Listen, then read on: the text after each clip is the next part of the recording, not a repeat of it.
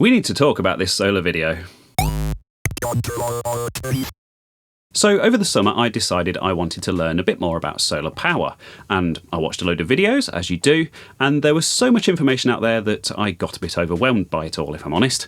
So I thought the best way to learn would be to buy an off-the-shelf kit, and I thought that documenting my experiences with it would be of interest to my small community of 7,000 odd subscribers, specifically the 3,000 to 4,000 people who regularly watch my videos.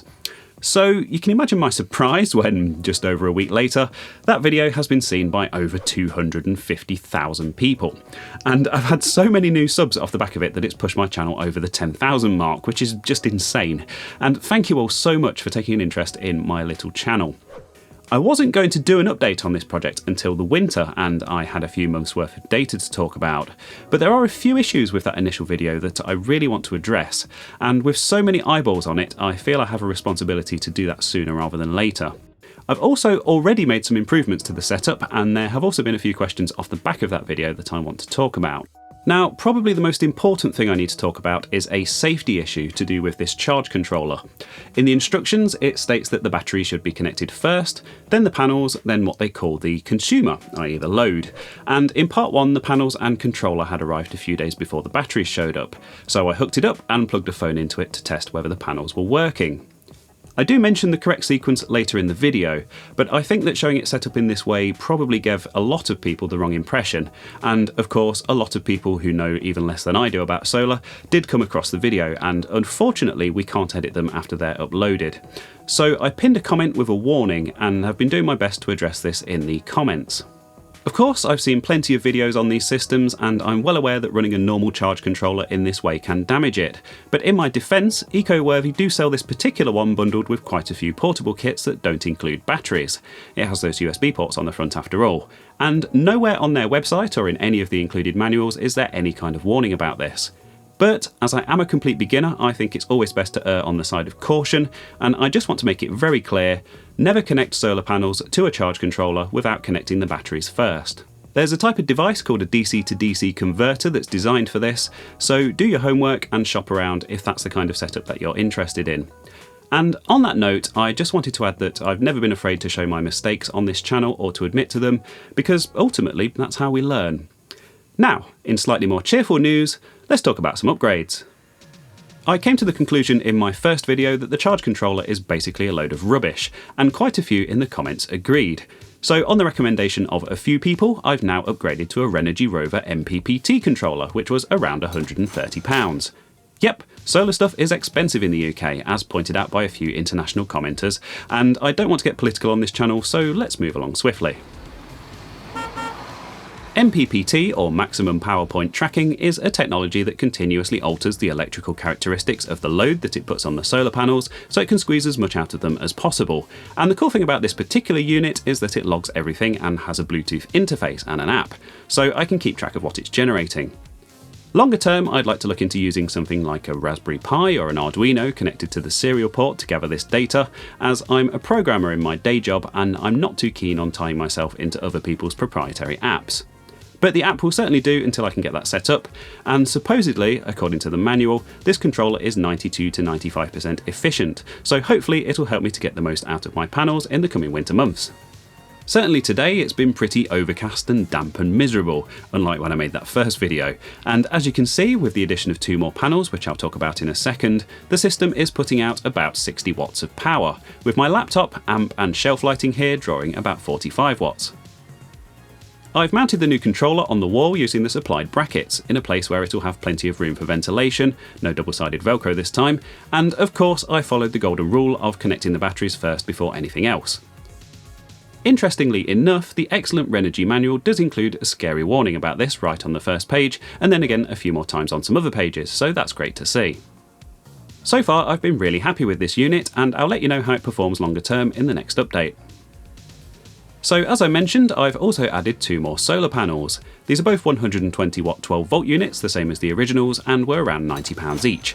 And I wired them in parallel initially, as per the originals, just to get things up and running, but now I have the Renogy, I'm planning on rewiring them as 2 banks of panels in series for a 24 volt system, as this is supposedly more efficient and also a bit safer, as it actually means less current flowing through the wires from the panels to the controller. I must admit I didn't bother recording the build process this time as the frames were identical and attached to the wall in the same way. So here are a few clips from the first video just as a refresher on how they fit together. Just going back to safety for a moment, while it is easy enough for me to lean out of the window and pull the plugs out if I need to disconnect the panels, I'm looking into adding a proper isolator switch as well as fuses or circuit breakers just in case, so I'll cover that in a future update. But I just wanted to mention that as far as I can see there's no legal requirement to fuse a system of this size, which explains why these don't come as part of the kit. Another piece of kit that just arrived today addresses another one of my complaints from the first video, and that's not knowing the exact state of charge of the batteries. I mentioned that you can get a rough idea from the voltage, but it's not entirely accurate, so I decided to go with this Renogy Shunt battery meter, which was £75. And I should point out that far cheaper options are available, but this is a professional piece of kit good for up to 500 amps and 120 volt systems, so along with the charge controller won't need to be upgraded again for a long time, if at all. It's certainly not a necessity for a basic off-grid setup like this, but as this project is all about gathering data, I decided it would be a useful thing to have.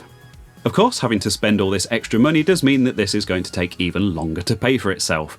But, like I said in part 1, this always was more of a learning exercise for me than a money-saving one, and ultimately the plan is to move this setup to a garden office or similar outbuilding in future to power my channel and various hobbies longer term, so it's very much a proof of concept at this point, and I don't mind exploring a few different options to get the best result if we can all learn something in the process. So now onto some questions that were raised off the back of my original video, and a few people were interested in how the fuse was wired in, the one that I found in the inverter box after I'd wired everything up.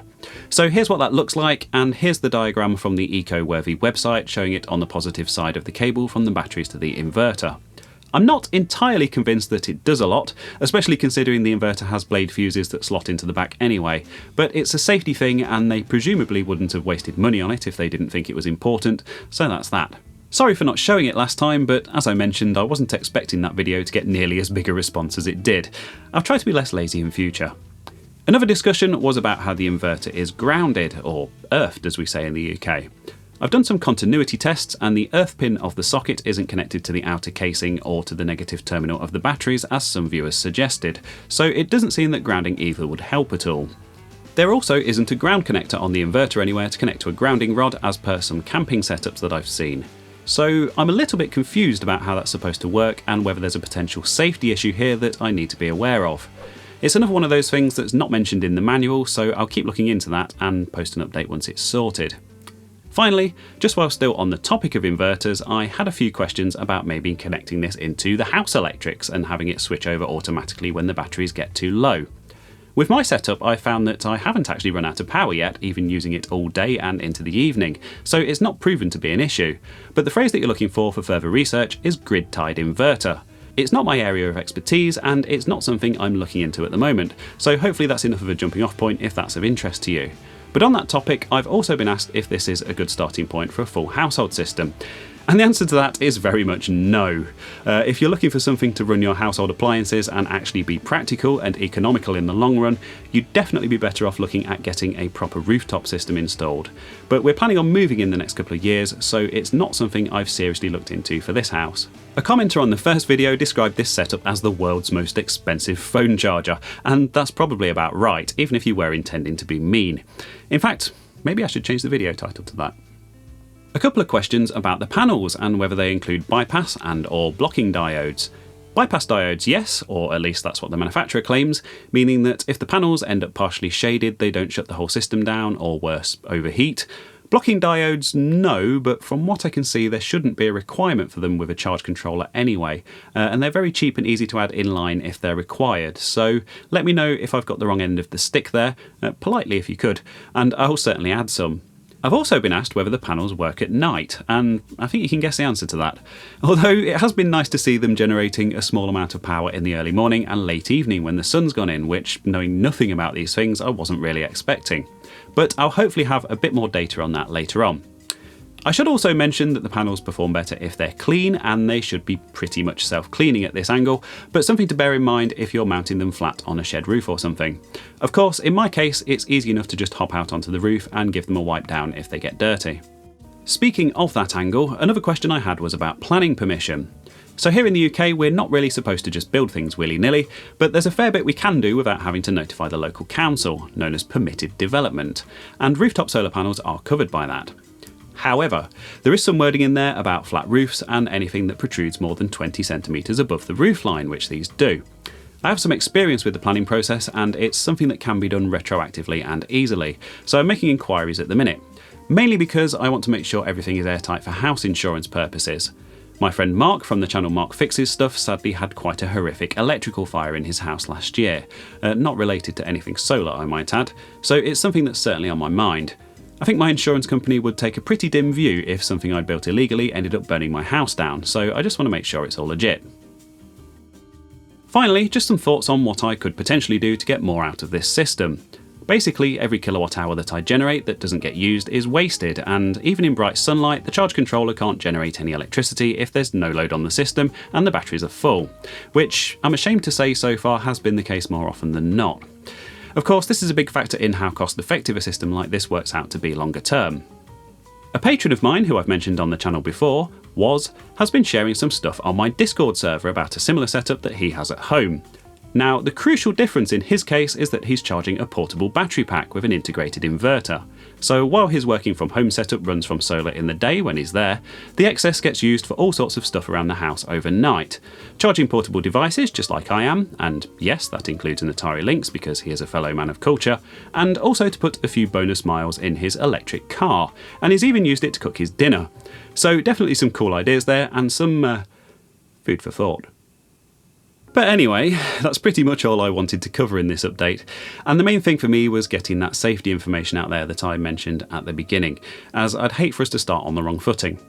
So my job for this evening is to install this battery charge meter, and longer term I want to look at maybe a 12 or 24 volt system in here that I can use to more efficiently run some of the low voltage DC stuff, like the lighting, rather than having to use the inverter. I'm going to go back to my usual retro computing, gaming and electronics content for a bit now that's all been addressed. I'll carry on measuring the performance of all of this longer term, and hopefully release another update later in the year when I have some more to share. A few people shared their favourite solar channels with me last time, so thanks for those recommendations, and I'll link those down in the description if you're looking for some further viewing. Big thanks to my patrons and channel members for your support as always. You can see their names on the screen as I speak, and I'll hopefully see you again next time.